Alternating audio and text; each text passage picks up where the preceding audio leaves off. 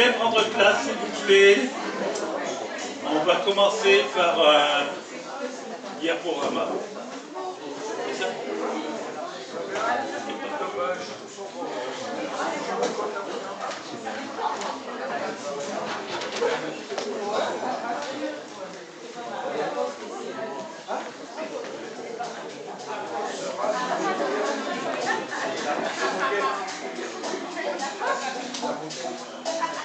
C'était hier, t'étais au bord de la mer, mais il va falloir s'y faire. Ça y est, les vacances sont derrière, pas besoin de raconter. On a vu tous les cocktails, sur les selfies d'hôtel, sur fond de coucher au soleil. Tous dans les rayons du Leclerc, sauf le bloc qui veut les gens des affaires. Ils sont aussi intercalaires. Le compte bancaire, femme, multi-létal hospice. Le code de Caris, alors on se fait comme on peut, on rentre dans les rangs, raconte les post-it, la famille se met dans le mouvement. C'est la rentrée, et un peu d'amour dans le cartable. On va être solidaire, éviter les airs froids. En essayant de passer la rentrée, dans la dégraisse et l'amitié.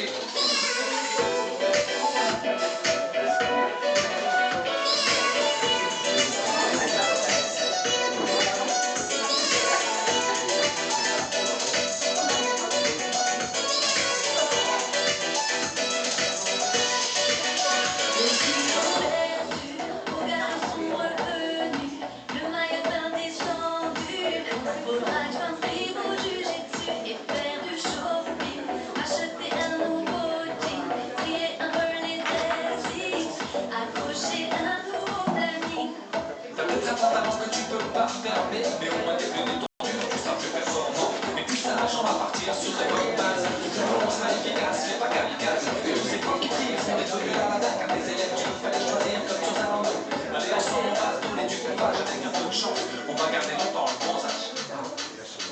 C'est la rentrée, mets un peu d'amour dans ton cartable. On va être solidaire, et éviter les airs froids.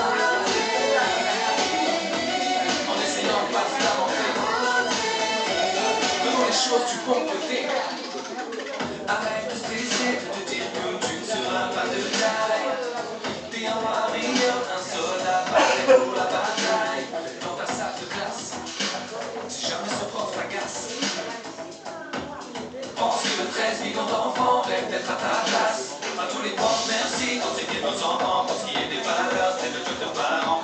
Toutes les théories ne sont pas de notre genre, mais on peut s'aider d'elles quand on n'est pas d'accord.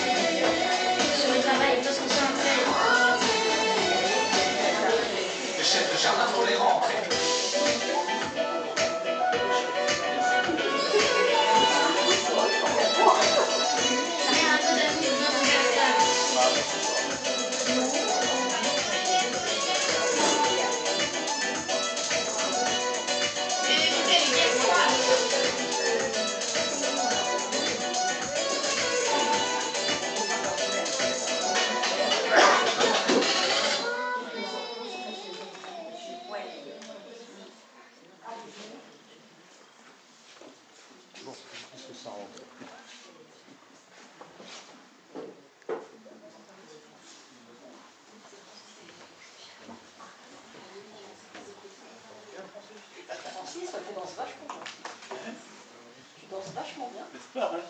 Je ne connaissais pas. Hein. On m'a demandé de mettre ça. Dès qu'il se fait sa rentrée, je propose que pour cette réunion de rentrée, nous commencions par chanter ce beau cantique qui dit « À toi la gloire, ô ressuscité ».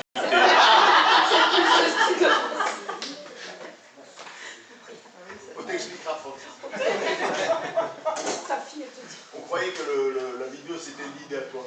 Ah non, pas du tout, alors. Je ne connaissais pas et je suis en train de chercher à quoi ça correspond. Mais... C'est la rentrée. Et J'en ai parlé avec Denis. Denis m'a dit oui, je l'ai vu, c'est bien. Bon. Oui, moi aussi, j'avais vu. Paul m'a surpris dans la salle de bain en train d'écouter ça le jour de la rencontre. Je ne connaissais pas du tout. Tu connais pas en tout cas?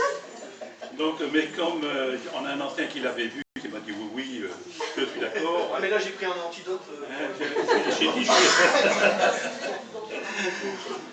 bon, ceci dit, on va chanter à toi la gloire, au ressuscité, à toi la victoire, pour l'éternité.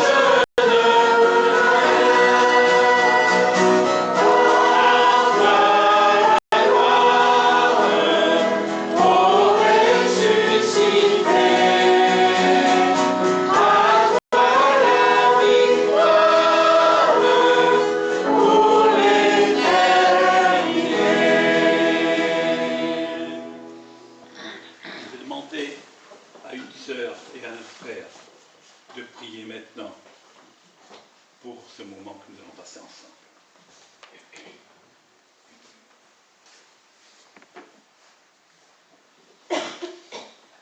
Seigneur, nous sommes là en ton nom, toi le ressuscité.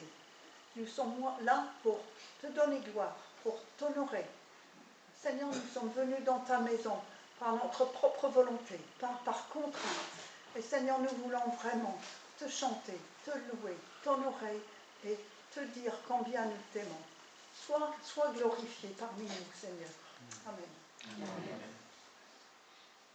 Oui, notre Père, combien nous sommes heureux d'être maintenant dans ta présence, de pouvoir jouer de ta présence et de pouvoir te rendre toute la gloire qui était due. Et nous voulons ainsi te louer, te remercier encore pour dans la personne du Seigneur Jésus, qui a tout fait pour que nous puissions nous approcher de toi.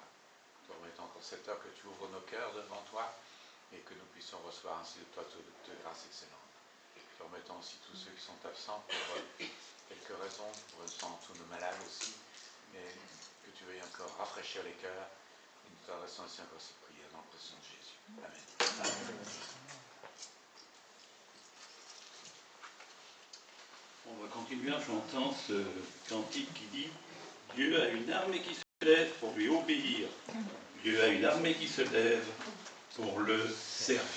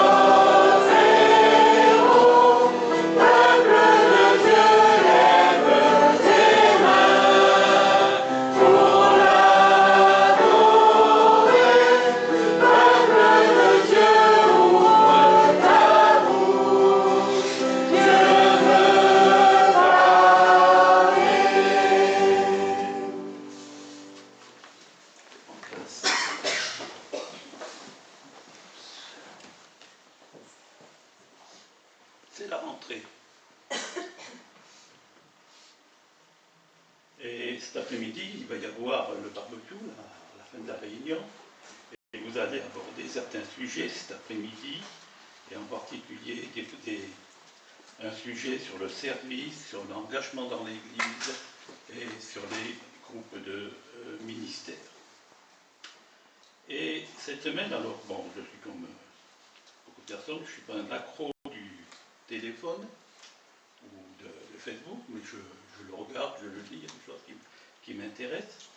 Et je suis tombé, bon, je sais qu'il y en a qui l'ont lu, hein, je l'ai vu dans certains commentaires, mais je vais quand même reprendre cette lettre qui a été écrite cette réflexion qui a été écrite par Julia Dieulo,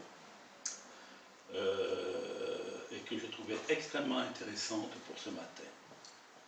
Et elle nous dit ceci: bonjour à nous tous, chers chrétiens. Notre mission, c'est d'évangéliser, donc de parler de Jésus, de prêcher par notre comportement. Et combien notre comportement est important. Dans notre belle ville de Bordeaux, il y avait une communauté, ce qu'on appelait les pentecôtistes, qui maintenant on appelle les ATD, bon, qui étaient dans le centre-ville, hein, et qui ont déménagé parce qu'ils étaient très très nombreux. Ils avaient trouvé un local dans le Mériadec, l'ancien Mériadec. Hein, c'était rue Langlois qu'ils étaient. Et là, ils avaient une salle de plus de 1000 personnes qu'ils avaient fait.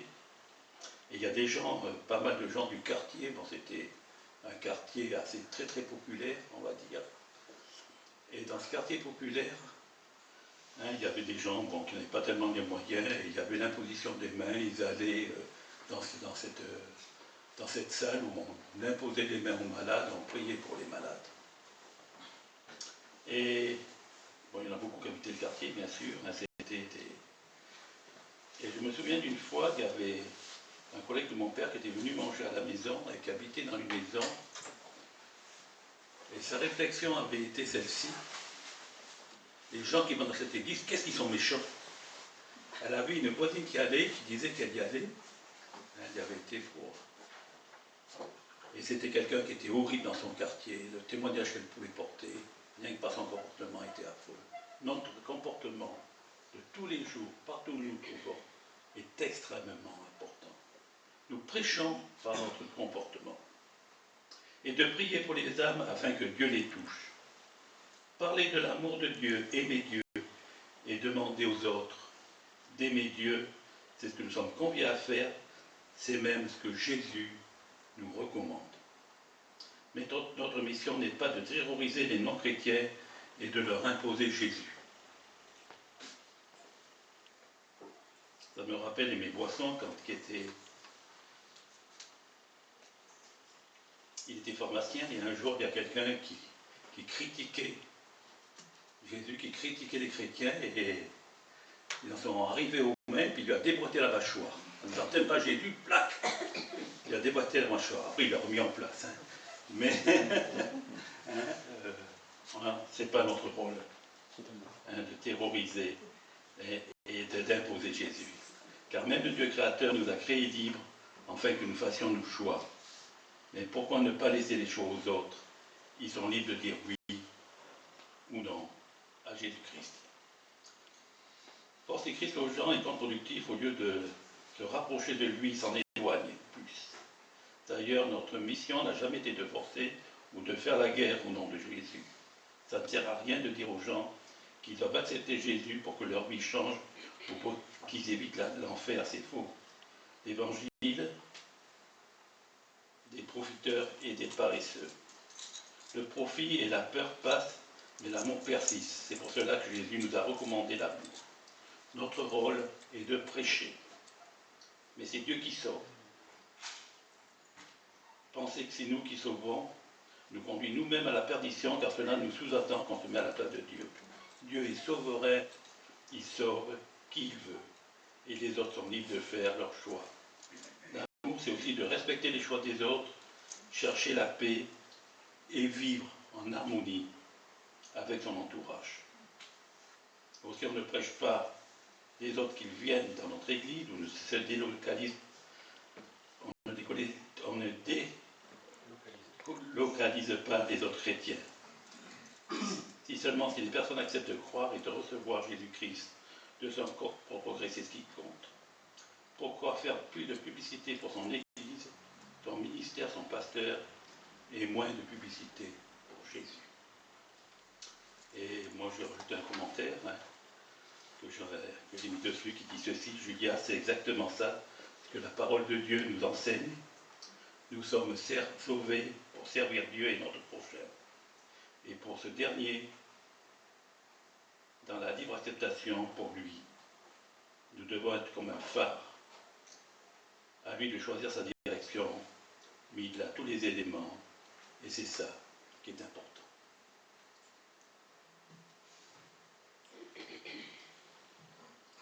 On va chanter: veux-tu briser du péché le pouvoir? La force est en Christ. Si dans ton cœur tu veux la recevoir, la force est dans le sang de Christ.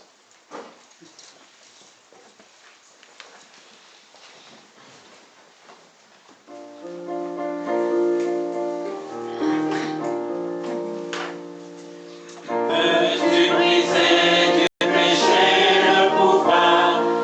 La force est en Christ, la force est en Christ. Si dans ton cœur tu veux le recevoir, la force est dans le sang de Christ.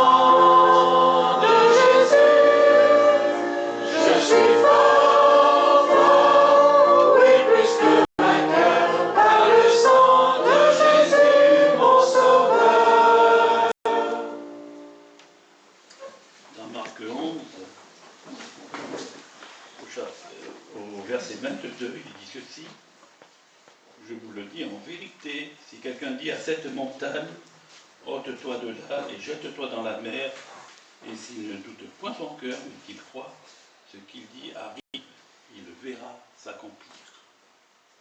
C'est pourquoi je vous le dis, tout ce que vous demanderez en priant, croyez que vous l'avez reçu, et vous le verrez s'accomplir. Et on va chanter ce cantique qui dit, c'est par la foi que voyant l'invisible, ils se sont levés à l'appel du Seigneur. Viennent avec lui, nous sommes dans sa promesse, enflammer leur ardeur. Et ça doit être notre prière ce matin. Brûlons nos âmes, flammes sacrées, et suivons les témoins d'autre foi, environnés par la grande nuée, des regards sur Jésus, chef de la foi.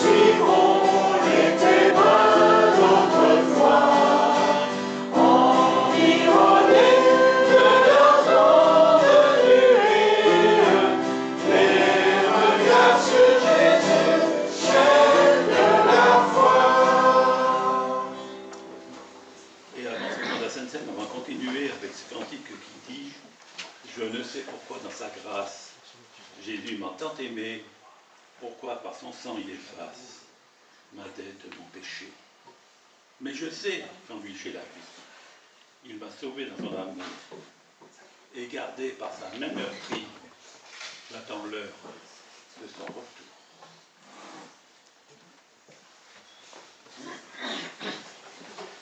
C'était la messe.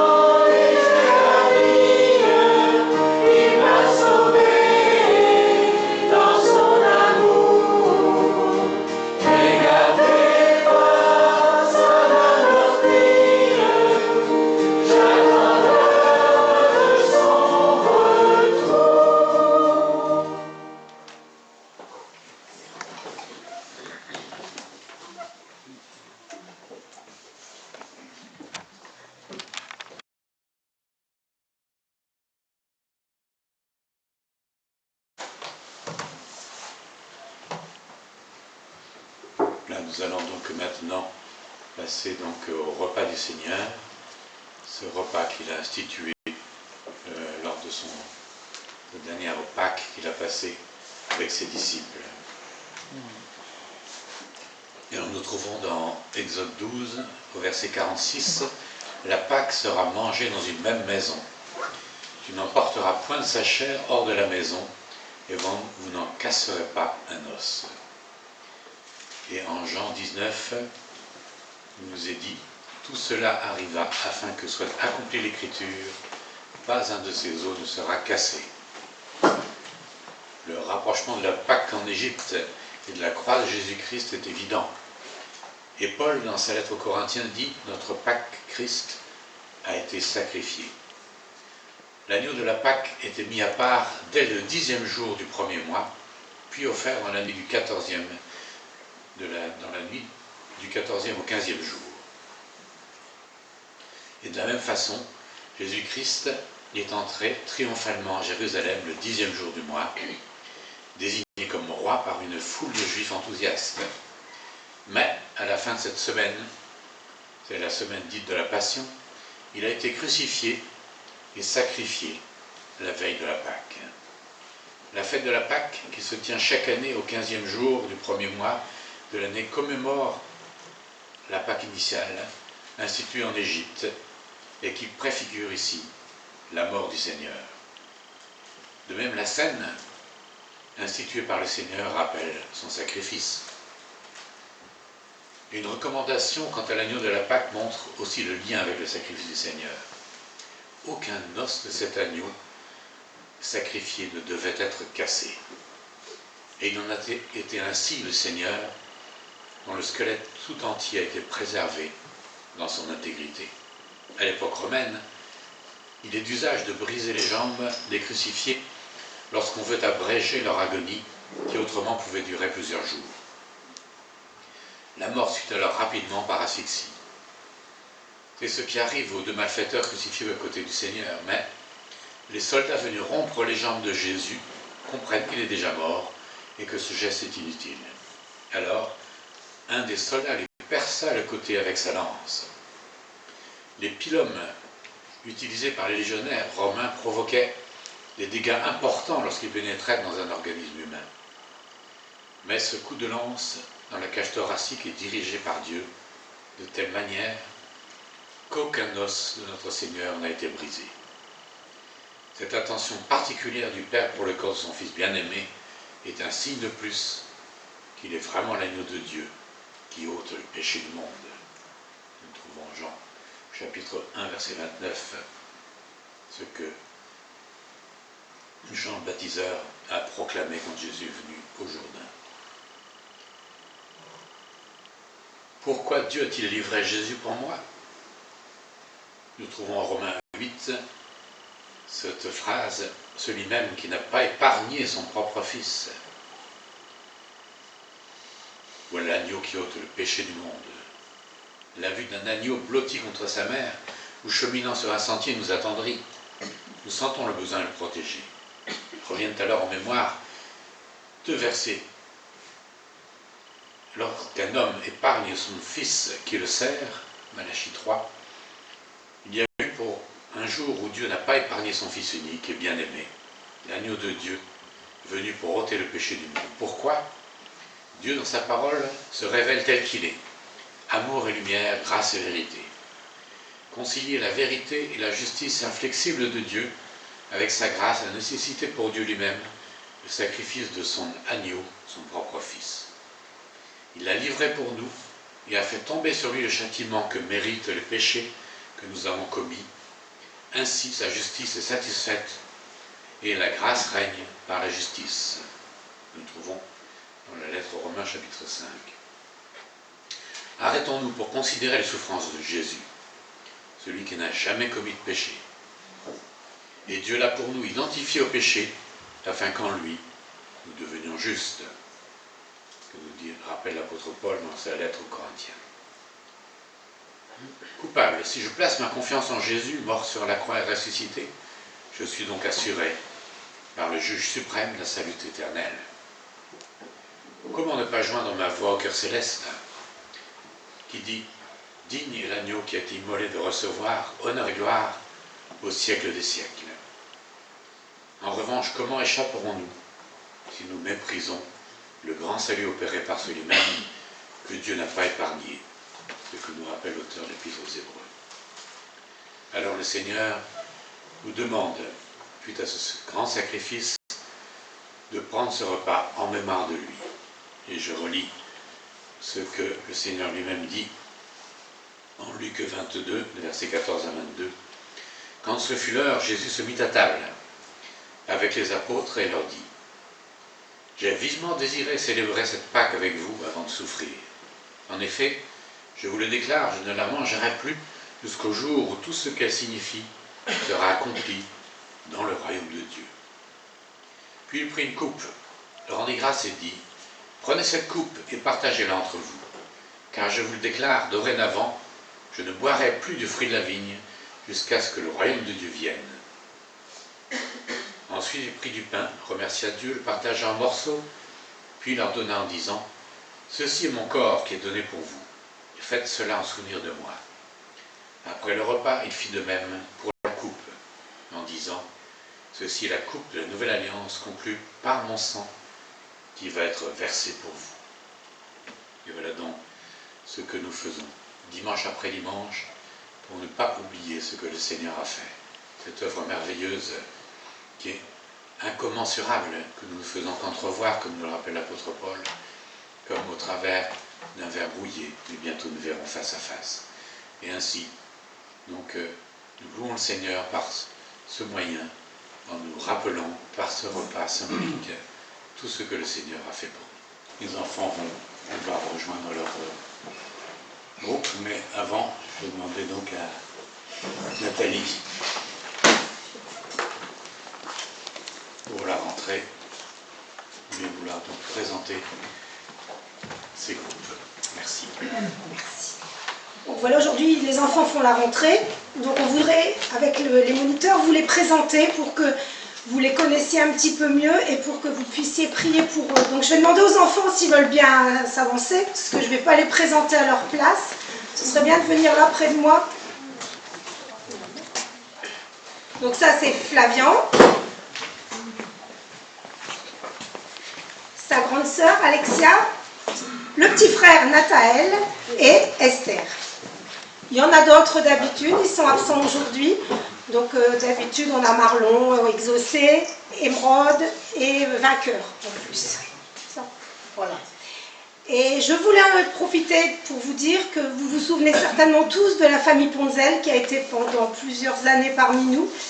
Et la deuxième de leur fille prend son baptême à l'église de Calais la semaine prochaine. Donc c'est celle qui jouait de la flûte traversière pour mémoire.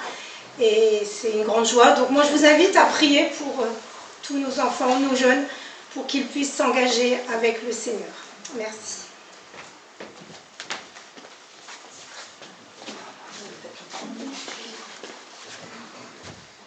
Que faut-il prier? Il faut peut-être prier pour les familles. J'ai eu deux familles, donc la famille de Marlon et la famille de Vainqueur, la maman de Vainqueur, qui se sont excusées de ne pas être là ce matin pour différentes raisons. Mais on allait aussi présenter ceux qui vont faire le groupe cette année. Donc Nathalie et moi-même, vous avez l'habitude de nous voir sortir. Sylvie, elle va nous rejoindre pour aider aussi. Gabriel va prendre le relais aussi. Et Franck, il va continuer aussi avec nous. Donc, vous allez voir un petit peu une équipe agrandie cette année. Chacun des moniteurs s'engage à prier pour les enfants. Nous vous demandons de faire autant pour nous. Et pour vous, ce qu'on aimerait, ce qu'on souhaite pour vous, c'est ceci, qui est dit dans les Proverbes. Mets ta confiance en l'Éternel de tout ton cœur et ne te repose pas sur ta propre intelligence. Cherche à connaître sa volonté en tout ce que tu entreprends et il te conduira sur le droit chemin. Merci. Je demande. Joseph. Oui. Je voulais savoir si pour l'enseignement des enfants, vous avez un programme ou un plan d'enseignement. Tout à fait. Donc ce serait bien que les parents puissent l'avoir. C'est un peu compliqué de dupliquer tout ça, mais on prendra en compte votre demande et on va voir ce qu'on peut faire. Merci. Voilà. Paul, je te passe la place pour prier pour ce groupe.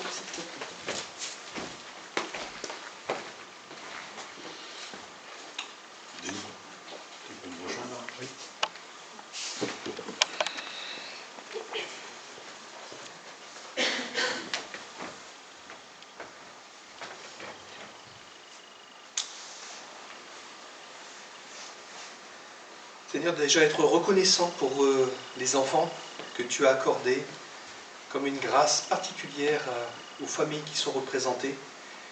Et Seigneur, nous voulons ce matin en Église, dans cette communion d'esprit, avoir le désir de porter ces enfants dans la prière et devant toi. Seigneur,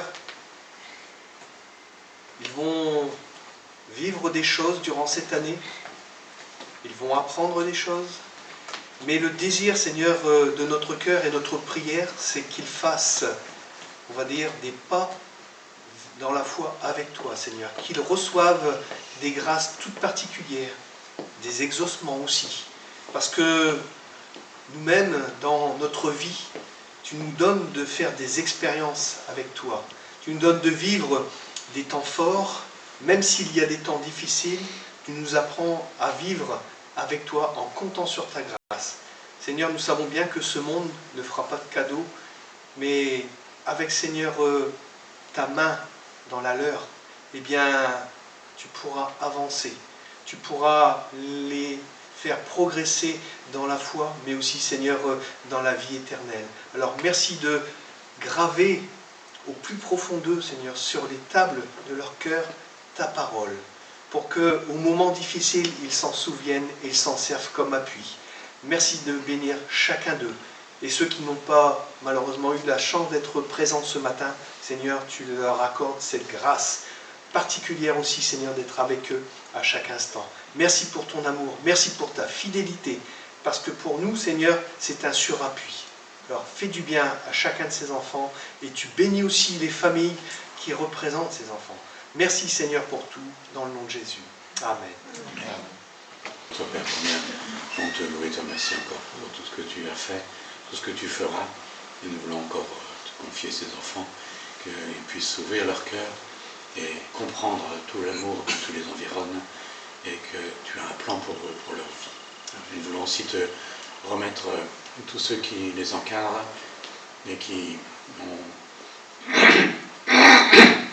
ont eu à cœur ainsi d'apporter ton message de grâce durant toute cette année, que tu veuilles enrichir leur cœur, que tu veuilles les diriger et que le nom du Seigneur puisse ainsi être glorifié au travers de leur intervention.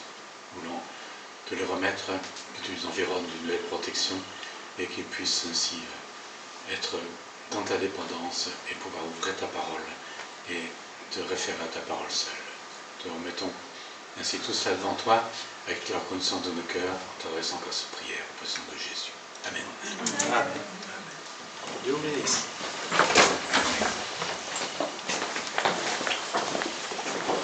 Je laisse la parole donc pour le message.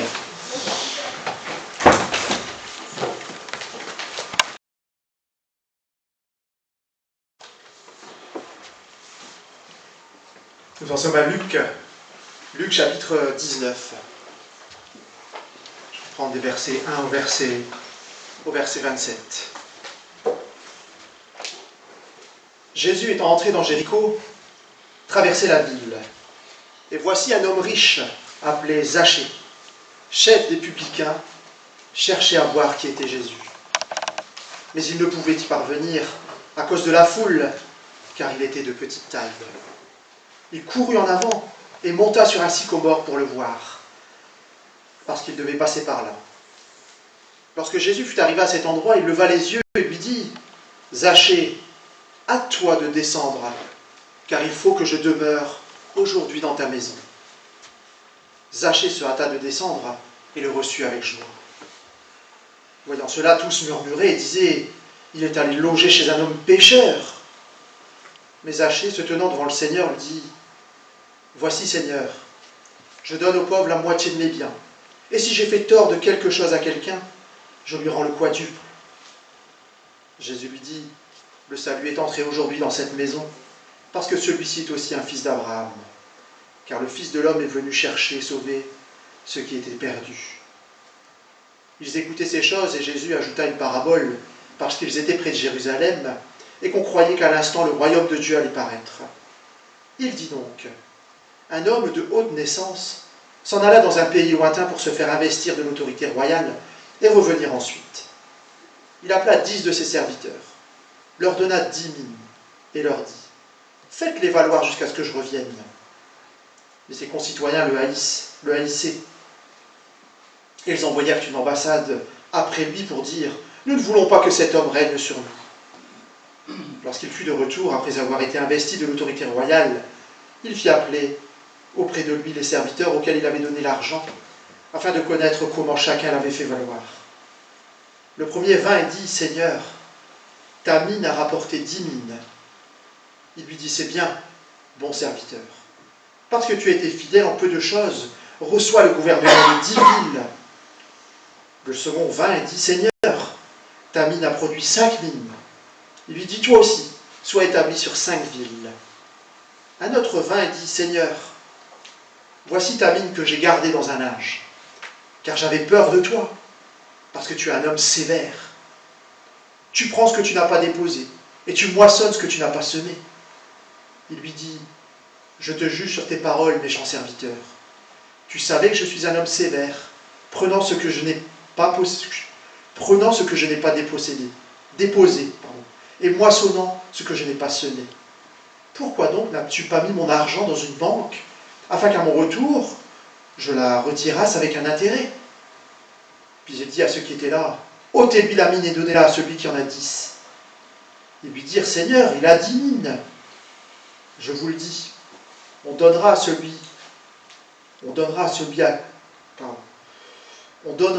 qui a, mais à celui qui n'a pas, on ôtera même ce qu'il a. Au reste, amenez ici mes ennemis, qui n'ont pas voulu que je régnasse sur eux, et tuez-les en ma présence. Encore un joli texte.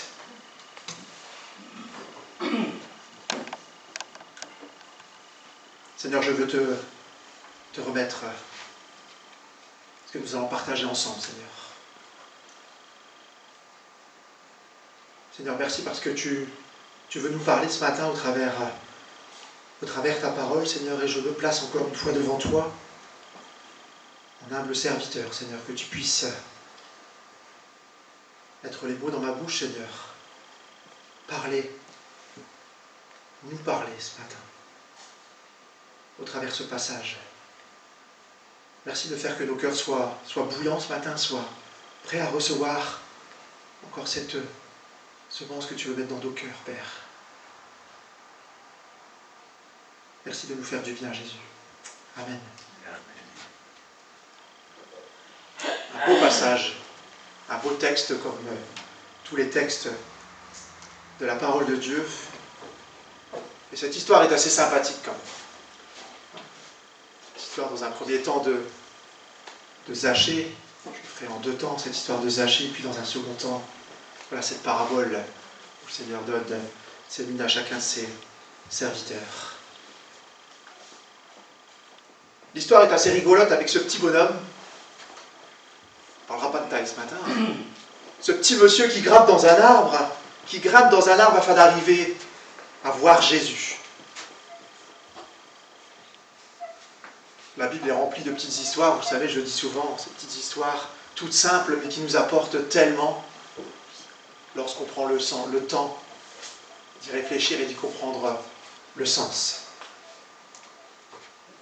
Quand on regarde de près ce texte, alors moi j'ai préparer des partages comme ça nous replonge vraiment dans plein de choses et on redécouvre, j'ai l'impression de redécouvrir à chaque fois le texte, parce que ça vient agrémenter, on va faire des lectures, on va chercher, et c'est vraiment le côté qui me plaît, même si ça me demande beaucoup d'énergie, beaucoup de prière et un peu de confiance et de zénitude que le Seigneur veut bien te donner, parce que c'est vraiment une tâche difficile. Zachée est un homme juste et injustement méprisé. Quand on regarde ce passage, alors on lit, Zachée semble un homme formidable. Il est riche, il a un poste, il a plutôt un bon poste, il est honnête, voire même, on pourrait dire, voire même très généreux. Il semble intelligent, il sait se rendre disponible, et en plus il s'est grimpé aux arbres, ce qui montre qu'il est quand même bien en forme, ce petit bonhomme. Vraiment, il a tout pour plaire, tout pour lui. Je pense que ça aurait pu très franchement lui satisfaire et se dire, voilà, ma vie est rangée, j'ai ce qu'il faut, j'ai ce dont j'ai besoin, je donne, je partage, je suis svelte, je sais grimper aux arbres, tout va bien. Il aurait pu s'en tenir à là. Mais Zachée n'en fait rien d'autre. Ne s'arrête pas là. Il a dans ce qu'on lit pour moi une autre vraie qualité. Celle de vouloir, je pense, devenir encore meilleur. de devenir un être encore meilleur. Zachée se reconnaît comme étant petit. Petit, pas physiquement, juste il a pour moi cette humilité. Et il espère effectivement devenir meilleur. C'est exactement ce que ce texte pour moi veut nous dire ce matin. Que c'est bon, frères et sœurs, que c'est agréable de chercher à grandir dans notre qualité d'être intérieur. Cela nous permet d'essayer en tout cas de tirer le meilleur de nous-mêmes, de ce que nous sommes, de ce que nous vivons.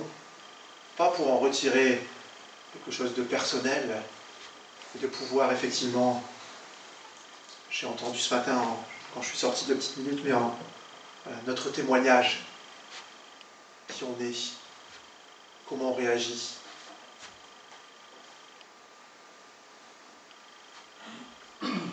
Zachée est présenté textuellement comme un homme bien.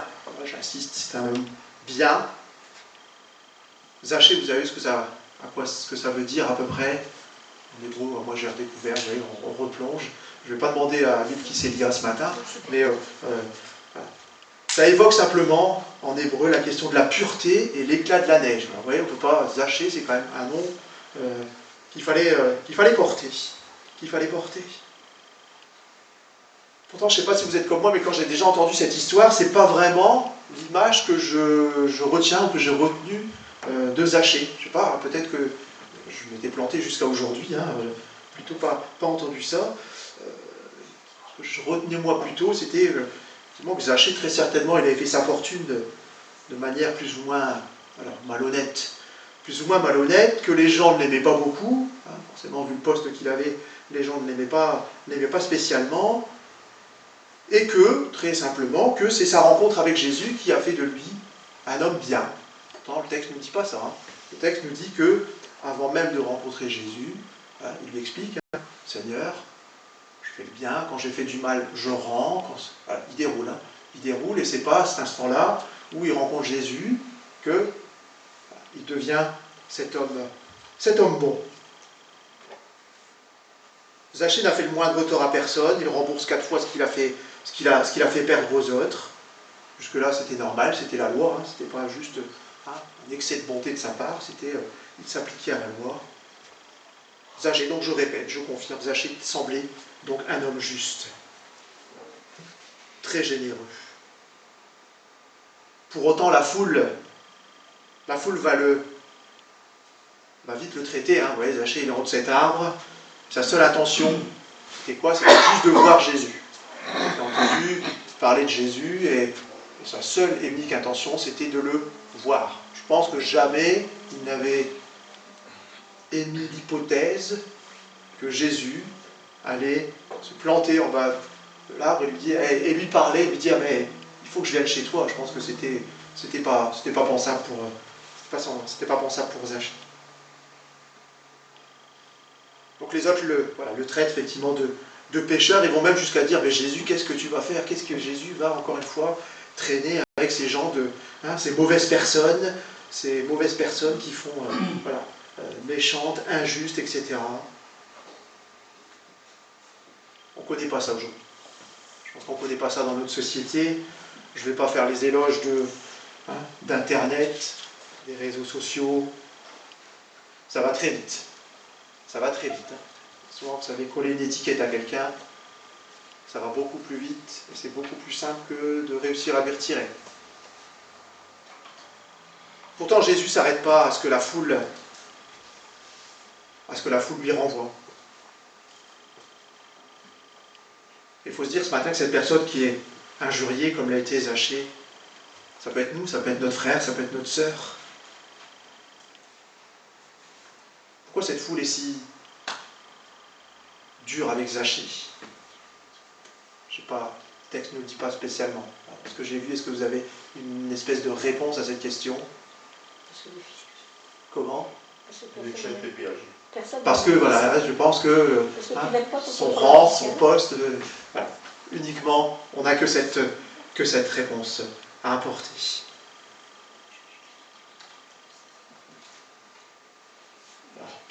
Peut-être que certains ont voulu aussi par ça se montrer un peu plus important et comme on peut le faire, on se montre un peu plus important en écrasant l'autre. Voilà, c'est une stratégie comme une autre. Effectivement, de rabaisser l'autre, ça nous élève nous-mêmes.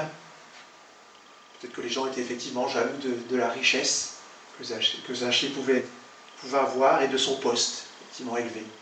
La jalousie. La jalousie, forcément, peut engendrer ce genre d'attitude quand on ne réfléchit pas et qu'on ne prend pas le temps de s'y poser. Bon, à l'époque, les préjugés contre les PAG, ça devait aller, comme... tant pis, c'est enregistré, mais comme parfois on peut avoir dans nos échanges avec le trésor public. Une personne est un grand fan du trésor public, et pourtant les choses sont instaurées de cette manière. C'est comme ça, c'est comme ça. Zachée est honnête, généreux, et pourtant il est sali. Zachée est un homme qui veut vivre autrement. Malgré tout ce qu'il a dans sa vie, il a tout pour être heureux, il aurait pu s'en contenter. Il cherche à grandir, à devenir meilleur.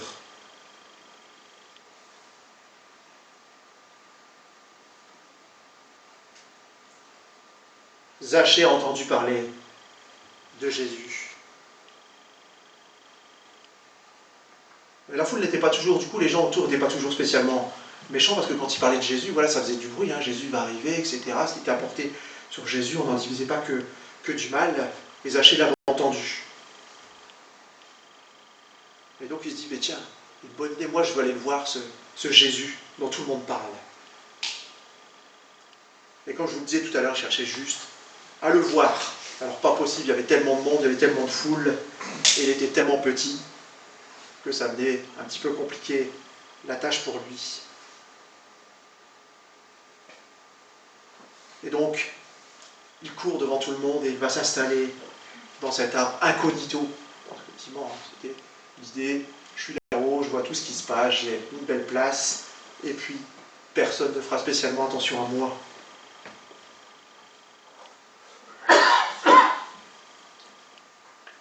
Zachée dans son arbre, un petit moment, il attend avec patience le passage de Jésus, et au moment où Jésus passe sous cet arbre, je pense qu'il n'y a personne qui avait vu Zachée. Jésus passe et il rentre directement en contact avec Zachée. Voilà, il s'arrête. Les regards se croisent et Jésus s'adresse personnellement à ce moment-là à Zachée. Il a dû être surpris. C'est pas ce à quoi je m'attendais. Je voulais juste te voir. Je voulais juste le voir. Jésus lui dit, il dit juste pas ça, il ne fait pas juste, je t'ai vu, Zachée, parce que je sais tout, je t'ai vu, je sais que tu es là-haut, je sais c'est quoi tes intentions. Non, il ne s'arrête pas là, il lui dit, descends, descends. Moi, je ne veux pas juste te voir, je veux te rencontrer. Je veux te rencontrer, Zachée. Descends de ton perchoir et viens me voir. Parfois, on est comme ça. Je pense que parfois, dans notre foi, on veut parfois juste se contenter. Alors, comment je vais dire ça? D'apercevoir Jésus, de percevoir qu'effectivement, il est là, mais sans vouloir réellement, est-ce qu'on veut toujours vraiment le rencontrer, le chercher, aller à sa rencontre, le prier, le connaître. Parfois on est un petit peu aussi comme Zachée. Comme Zachée, on se cache derrière ça et on veut se contenter du minimum. On a un Seigneur, on a un Sauveur qui est grand, qui est puissant, et on se contente juste du minimum. Je le connais, c'est bien. Je le connais, je lis sa parole, voilà, je le prie. Et est-ce que je veux aller plus loin? Alors peut-être que le Seigneur va nous dire ce matin, Mathilde, toi, descends un peu de ton arbre, voilà. Descends un petit peu de ta cachette, là, et je suis là, moi, viens, je veux te rencontrer. Moi, le Seigneur, il dit, je veux te rencontrer, je veux parler avec toi. Il faut que je vienne aujourd'hui dans ta maison. Aujourd'hui, on s'affolerait. Attends, Seigneur, attends. Un petit coup de balai, il faut que je... Non, j'ai pas préparé, la table n'est pas mise. Il faut que je vienne dans ta maison aujourd'hui. C'est comme ça, du coup, que Zaché reçoit Jésus chez lui, pardon, et que nous pouvons nous aussi l'accueillir chez nous, dans notre cœur.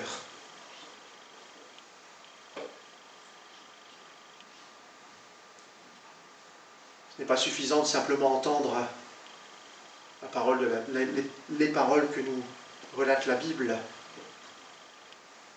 Il faut nous mettre en route. Il faut nous mettre au travail.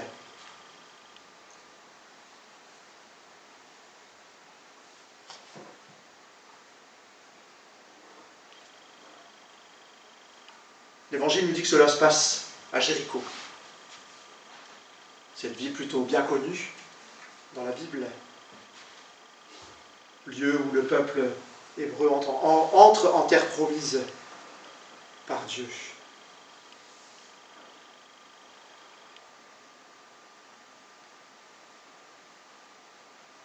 Cette histoire nous dit effectivement que Jésus est en marche vers notre Jéricho afin de chercher et sauver ceux qui sont perdus. Et d'un autre côté, nous voici, nous, ce matin, en train d'ouvrir cette parole, de l'étudier, d'ouvrir la Bible, de prier, pour aller à la rencontre de notre Seigneur. Et puis il enchaîne. Ce n'est pas suffisant. Voilà de cet échange avec Zaché. Et puis il explique cette parabole, cette histoire qu'on apprécie toujours. C'est toujours bien tourné. Encore faut-il s'en saisir. Alors quand on lit cette parabole des mines, effectivement on a écho à la parabole des talents. Vous voyez ce qui se passe dans Matthieu, où il distribue également. La première petite nuance, vous l'avez repéré, bon, pas de tricherie, c'est quoi la différence entre ce qui est la parabole des talents et la parabole des mines? Ouais. En premier, ils n'ont pas tous la même chose. Là, ils ont, voilà, le Seigneur donne la même chose aux 10. Ils auront la même chose. Et donc il explique qu'un homme de haute naissance s'en est allé dans un pays lointain. Jésus était chez Zaché en train de sauver ce pécheur. Et à ce moment-là, les disciples ils sont en train de rêver de grandeur, de gloire, de choses superbes qui doivent se passer. Et le texte nous dit, il ne semble pas bien avoir compris. Le Seigneur, il va pour souffrir et pour mourir et instaurer son règne d'amour et de grâce. Quand on lit, on a l'impression qu'il croit que ce maître s'en va juste à un autre endroit pour monter sur un trône, sur une belle chaise, avec ses serviteurs autour.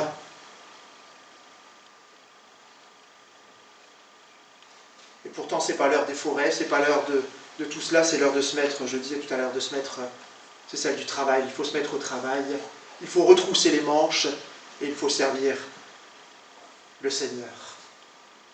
Cet homme de haute naissance, bien indirectement, le Seigneur parle de lui.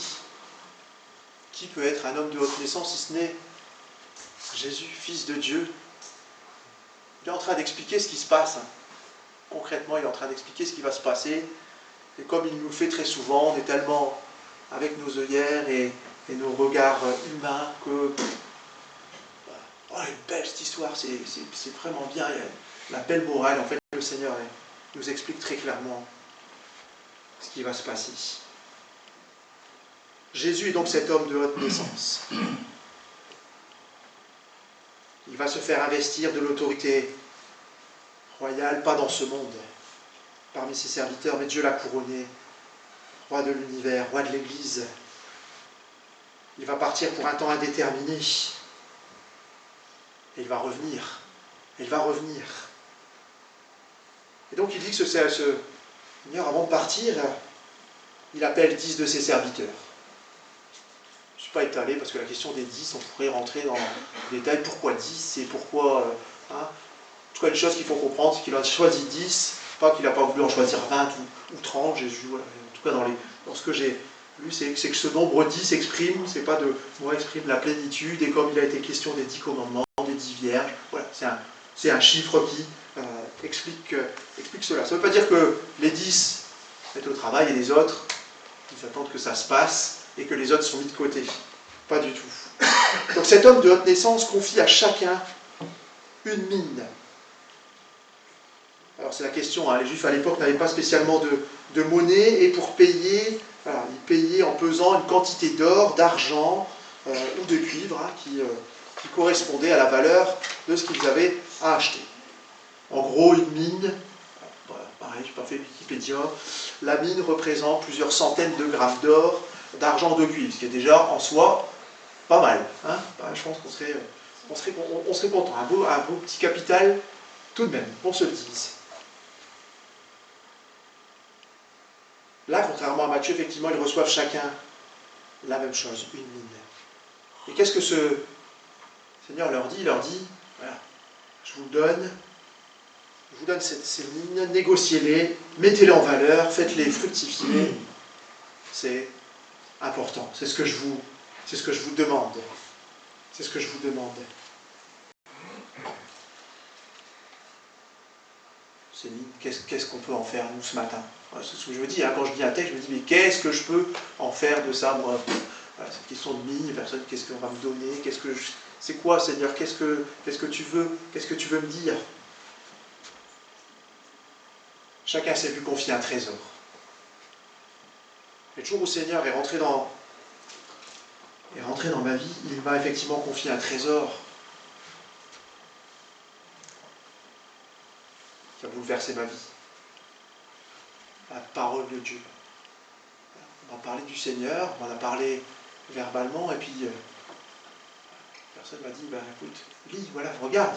Voilà, le Seigneur a laissé ça. Et le Seigneur nous a donné sa parole,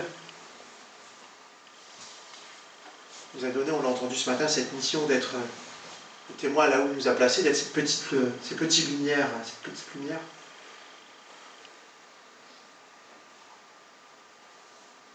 Et qu'est-ce qu'on en fait? Qu'est-ce qu'on en fait de cette parole, de ce que le Seigneur nous donne, de ce que le Seigneur a fait dans nos vies? Seigneur, j'ai foi en toi, Seigneur, je t'aime, Seigneur, je lis ta parole, je prie. Et super. Et qu'est-ce que tu fais pour l'avancement de mon royaume, le Seigneur? C'est ce qu'il nous demande encore ce matin. Le serviteur s'en va et il revient. Et il revient et il convoque tout le monde, forcément, autour de son trône. C'est l'heure des comptes est arrivée. L'heure est arrivée, le moment de vérité. On imagine les roulements de tambour, serviteurs qui sont là, qui doivent rendre des comptes. On va rendre des comptes un jour aussi, nous. On se le rappelle, on va rendre des comptes. Quand le Seigneur reviendra, on rendra nous aussi, frères et sœurs, des comptes. Pas nos comptes en banque, hein. Simplement utile. Il veut savoir, ce Seigneur, ce roi, comment chacun de ses serviteurs, qu'est-ce qu'il a fait de ce qui lui a été confié. Et il va le récompenser, pour le coup, de manière proportionnelle à ce qui a été fait. Donc chacun avait reçu sa mine. Le premier, il est dit, le texte nous dit, le premier, il en rend 10.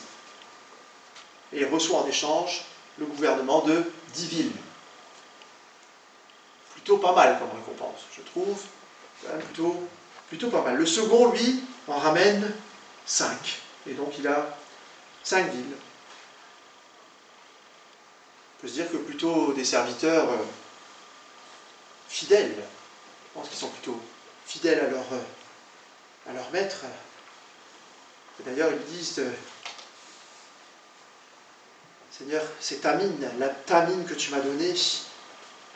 Ils ne se l'approprient pas, ils ne la revendiquent pas pour eux tout seuls. Ils savent bien que ça appartient à leur roi. Là, presque, on l'a chanté ce matin.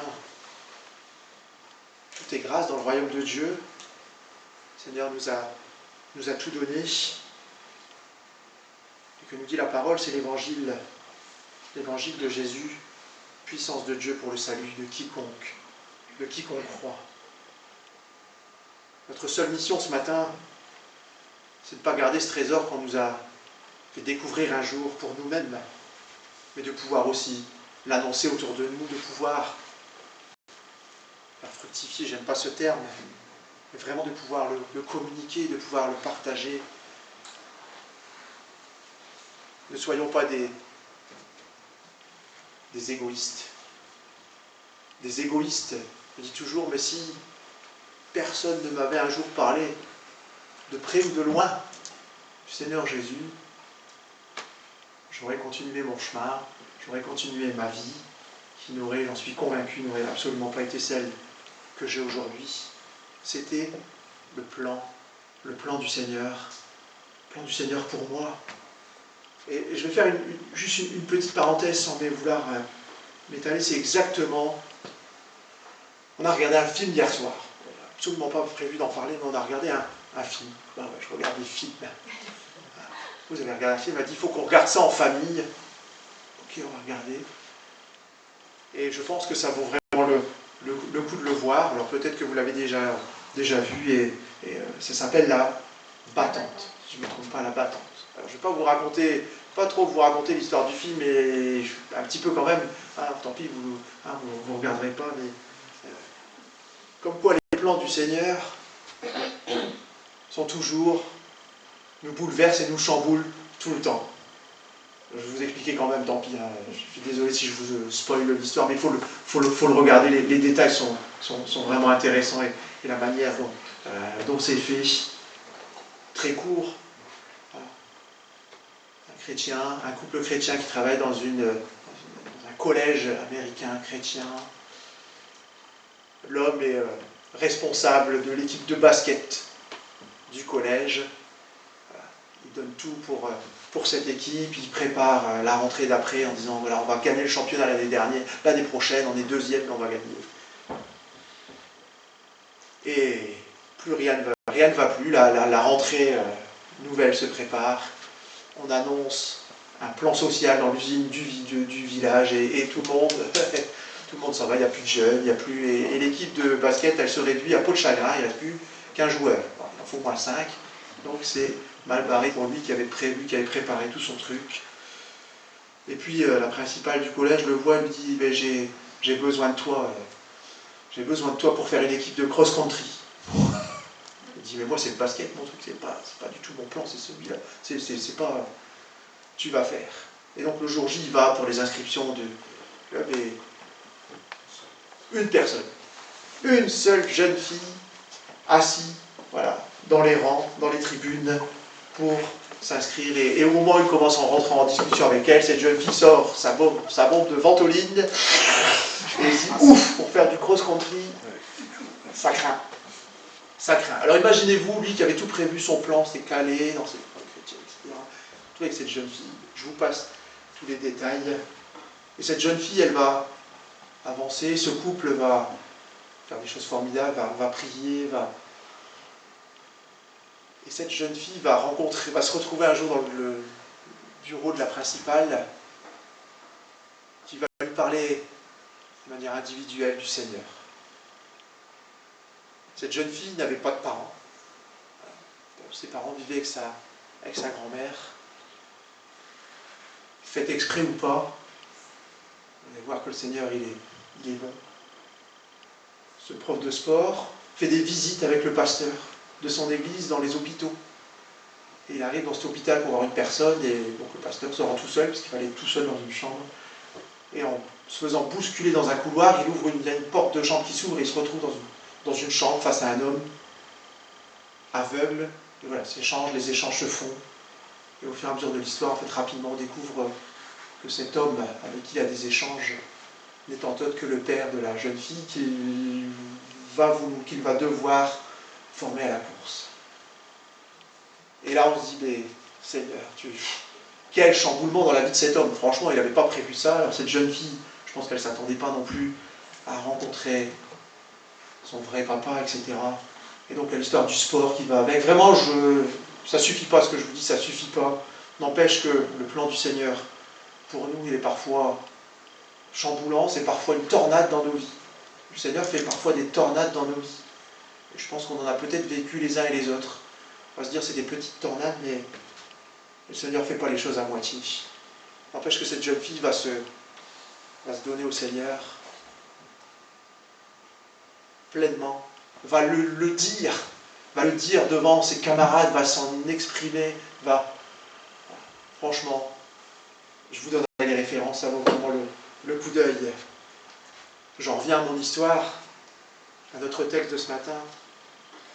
Effectivement, il les a convoqués, il vérifie ce que chacun a fait avec les mines qui lui avaient été données. Celui qui en avait 10 à 10 villes, le Seigneur fait des choses, peut faire aussi autant de belles choses que ça dans nos vies.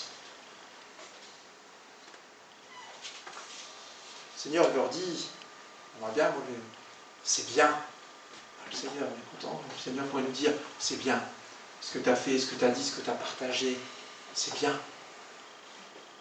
C'est bien, tu es encouragé, tu es récompensé.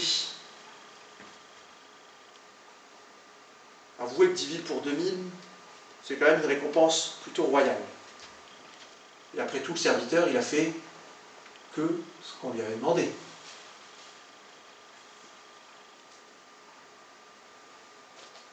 Et aussi, le Seigneur aura une récompense pour chacun d'entre nous.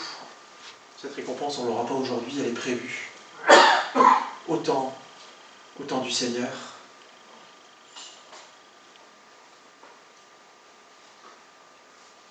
Le deuxième serviteur en rang 5. Alors on pourrait se dire, il a été quand même moins bon que le premier qui en a rendu 10. Des fois je vis ça aussi dans ma vie. Là, je me dis, je suis quand même moins bon. Enfin, j'ai l'impression effectivement de dire, mon frère, quand il parle, quand il partage ce qu'il a fait dans la semaine, je suis qu'un médiocre chrétien ou un chrétien médiocre, je ne sais pas quel terme j'emploie parfois.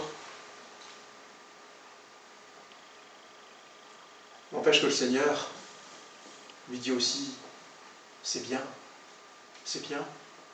Il ne lui reproche pas en disant, tu as été médiocre, tu n'as pas fait autant que l'autre, il n'y a pas de compétition. Il a sa récompense à la hauteur de ce qu'il avait fait.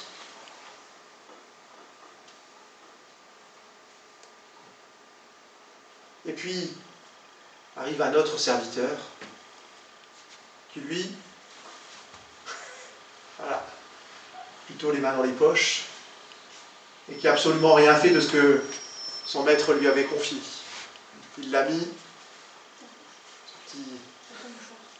dans son petit linge, gentiment rangé, et puis il l'a laissé caché quelque part de peur de le perdre ou de peur qu'on puisse lui voler. Est-ce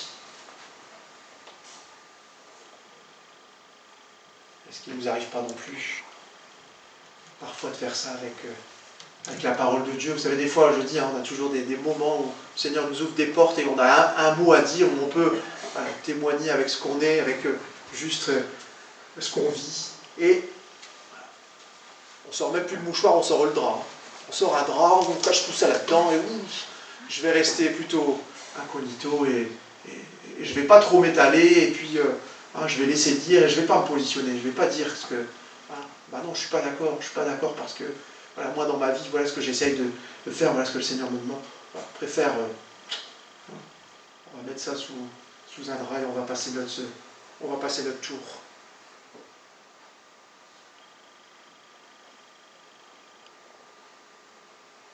Il craignait son maître, il est dit ce serviteur, il craignait son maître. D'ailleurs, c'est ce que l'histoire nous dit, on va lui dire, mais justement, puisque tu me craignais, tu aurais dû peut-être un peu plus vigilant, justement, si tu avais peur et que tu me craignais, il fallait peut-être mettre un petit peu de zèle et faire un petit peu d'effort. Ce serviteur présente alors son maître comme un homme injuste, on le lit, voire même, j'ai écrit, un profiteur, quand on lit, voilà. Parce que tu n'as pas moissonné, tu récoltes ce que tu n'as pas. C'est quand même, voilà, il ne va pas avec le doute à la cuillère dans ce qu'il dit.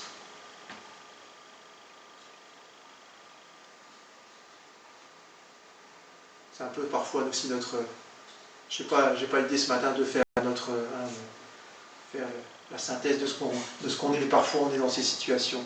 On se positionne comme ça et on a du mal à accepter l'autorité du Seigneur dans nos vies. Et on pense parfois, mais Seigneur, tu es tellement dur, tu es exigeant avec moi. Je dois lire ma Bible tous les jours. Qu'est-ce que tu me demandes? En plus, je dois faire ça, et en plus, je dois témoigner, en plus, je dois être un bon chrétien, etc. Trop facile. Seigneur, tu es tellement... Bah, je ne pourrais jamais, de toute façon. Mais ce que tu me demandes, je suis tellement imparfait. C'est facile, hein. Effectivement, une fois qu'on a dit tout ça, on peut se lever et puis on peut rentrer chez nous. Est-ce qu'il faut reculer devant ce que le Seigneur nous demande?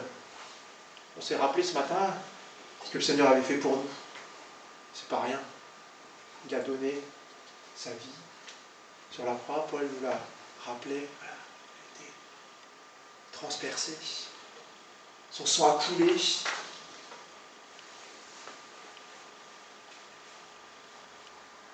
Le maître de cette parabole juge ce troisième serviteur sur ses paroles. Il est un maître sévère qui moissonne ce qu'il n'a pas semé. Mais oui, tel que nous dit ce serviteur, aurait au moins pu mettre l'argent à la banque. Ça ne lui coûtait pas grand-chose, l'argent n'était pas perdu et il aurait été fructifié sans faire de grands efforts.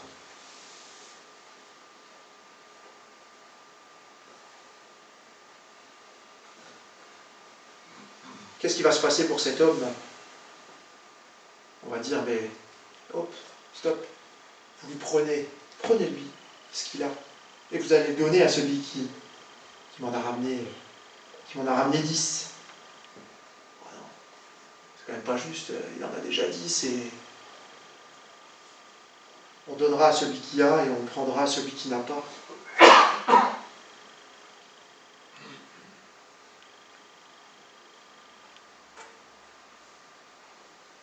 Le Seigneur est clair avec nous, il est juste. Oui, il est amour, mais il est aussi exigeant. On a un Dieu qui est exigeant, qui nous fait vivre des choses parfois difficiles, parfois compliquées, mais qui parfois nous dit exactement ce que nous devons faire, comme dans cette parabole. Voilà, je vous donne, faites fructifier, je vous donne les consignes, et comme parfois certains élèves à l'école, on a l'impression qu'on a des problèmes de compréhension. Ou alors on le fait bien, hein, parce que parfois on peut aussi faire semblant de ne pas comprendre. C'est aussi très facile pour au final dire pas réussi, j'avais pas compris. Et là on va faire la même réponse que ce que les profs nous disent, écoute, si tu n'as pas compris, il fallait dire. Je n'ai pas compris, madame, vous pouvez répéter. Seigneur, je ne comprends pas. On a le droit de dire au Seigneur, mais Seigneur, je ne comprends pas. Dis-moi là, tu me donnes ça, tu veux que je fasse quoi? Tu veux que je fasse quoi concrètement? Dis-moi ce que tu veux. Dis-moi ce que tu attends de moi.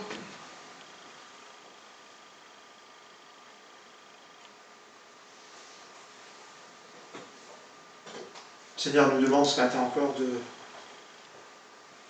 travailler à son œuvre, de nous J'ai déjà fait, moi je prends de la manche, je mets des manches courtes, donc je ne dois pas retrousser les manches, mais n'empêche qu'il me demande de retrousser nos manches ce matin, de ne pas être des serviteurs, voilà, juste assis sur notre chaise, à attendre que ça se passe et de se dire, au bureau, au travail, je ne l'ai plus par cœur, hein, mais vous savez l'histoire de tout le monde et personne.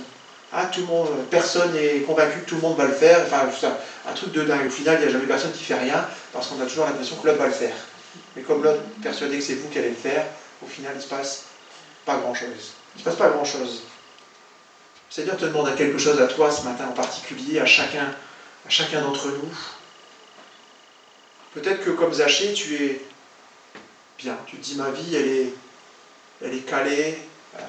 Famille, maison, les enfants. Oui, j'ai des difficultés. Ok, ça roule, c'est bien ancré. Après tout, Est-ce que j'ai besoin d'autre chose? Je te connais, Seigneur, sachez, je te connais. Hein, du haut de mon arc, je te connais, voilà, je vois, je suis convaincu, et j'en demande pas plus. Ou alors est-ce qu'on se dit, voilà, effectivement, comme Zachée, ouais Seigneur. Et déjà une chose, si j'ai tout ce que j'ai là, si la vie que j'ai, si j'ai cette vie-là, Seigneur, c'est toi qui m'as tout donné. C'est toi qui m'as tout appris, c'est toi qui me permet de vivre ça aujourd'hui, et combien j'ai envie de te le rendre, de te le dire, de te dire Seigneur, oui merci, je veux vivre encore plus avec toi. Seigneur, tu m'as donné, comme dans ce texte, tu m'as donné cette vigne, et qu'est-ce que je vais en faire? Qu'est-ce qu'on va en faire dans la semaine qui s'ouvre à nous? Est-ce que... Voilà. Vous ne voulez pas vous embêter, effectivement, vous la mettez dans votre poche, et cette parole, vous la laissez gentiment, ou même vous la laissez ici dans la salle avant de partir, et vous repartez comme si de rien n'était. C'est une solution. C'est une solution. Le Seigneur nous rappelle dans cette histoire que nous allons, pas Franck, pas Paul, pas Denis, pas nous qui allons, vous n'allez pas nous rendre des comptes. On va rendre des comptes au Seigneur le jour où il reviendra, et il fera les comptes. Voilà. Il nous verra face à face, et il nous dira alors, on va dérouler un petit peu ta vie, et dis-moi un petit peu là, comment ça s'est passé, pourquoi là, je t'avais donné, je t'avais confié cette mission, je t'avais donné les outils, c'est du clé en main. Le Seigneur nous donne parfois des choses, c'est clé en main. C'est tellement clé en main que ça nous paraît tellement, tellement tout calé qu'on se dit, non, j'ai pas compris. Non, j'ai pas compris, ça ne doit pas être ça. Ça ne doit pas être ça. Et on va se mettre un petit peu de difficulté. Donc oui, on va rendre des comptes au Seigneur. Je résumerai un petit peu cette parabole juste par ce texte de l'apôtre Paul. Travaillant à cette même œuvre, nous aussi nous vous exhortons à ne pas avoir reçu en vain la grâce de Dieu. Le Seigneur nous a fait grâce. Il nous a donné par amour, pas parce qu'on le méritait. Qu'est-ce qu'on fait de ça dans nos vies, frères et sœurs? Est-ce qu'on est très égocentré? Est-ce qu'on vit sur soi-même? Est-ce qu'on a cette volonté aussi de pouvoir témoigner, dire autour de nous, j'ai un Seigneur merveilleux, j'ai un Sauveur.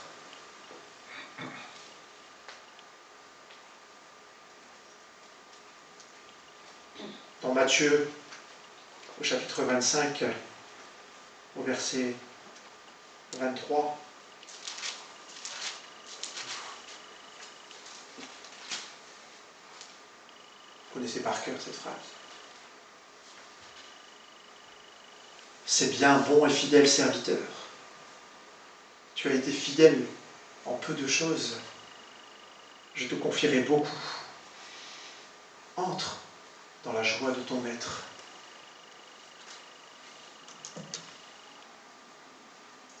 Seigneur Jésus, nous voulons vraiment être reconnaissants.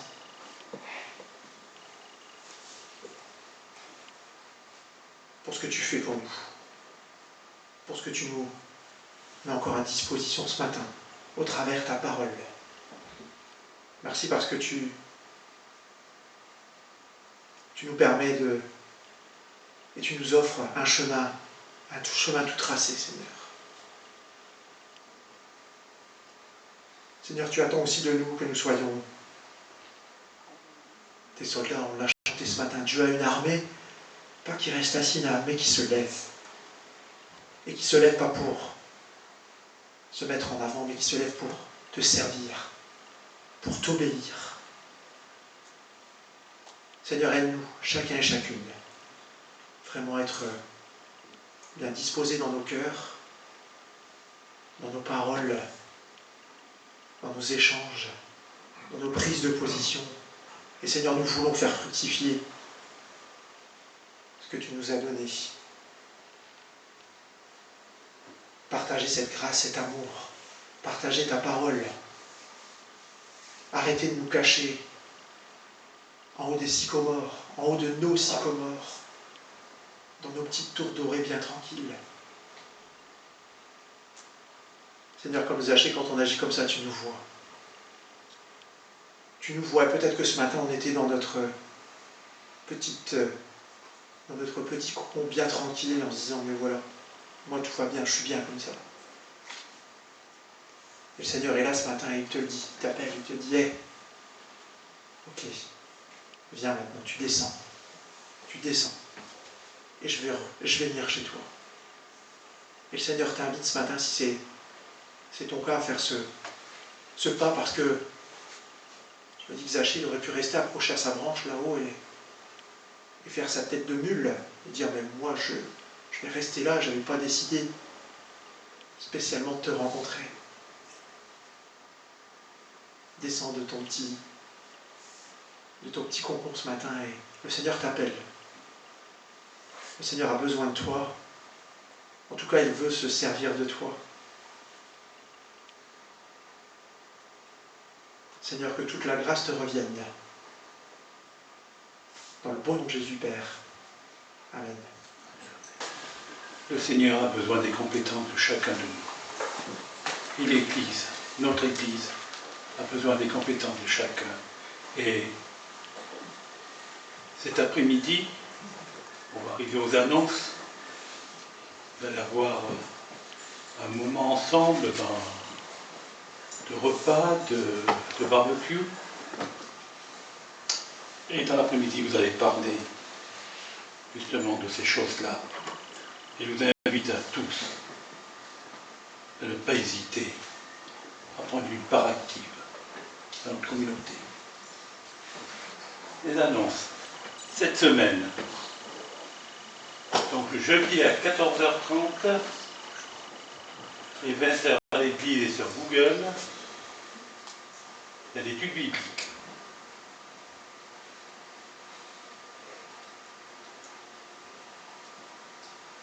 Le groupe de jeunes se réunit samedi prochain à 18h ici dans les locaux.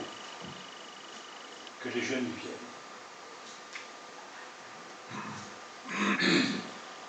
Alors, dimanche prochain, 18 septembre, attention, on ne pourra pas circuler dans la rue et dans le quartier. Il faudra se garer, pour ceux qui viennent en voiture, sur le parking qui est devant auprès de la mosquée là-bas et des centres commerciaux. Et dimanche prochain, c'est notre culte à 10h. Alors, à l'avance, pour les week-ends du 1er et 2 octobre, avec l'église de l'Espérance, donc on reçoit Dani Hamou. Les anniversaires. Alors, il y a Floriane, le 17 ans, et le 11, c'est Rose.